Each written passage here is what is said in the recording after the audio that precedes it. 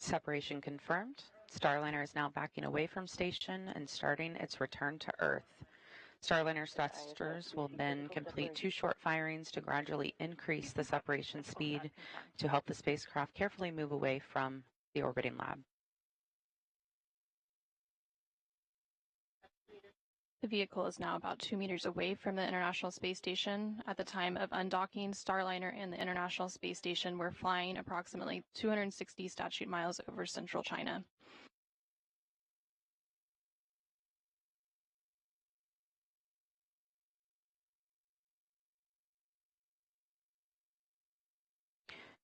Starliner will be beginning a breakout burn soon, which will take the spacecraft forward and above station.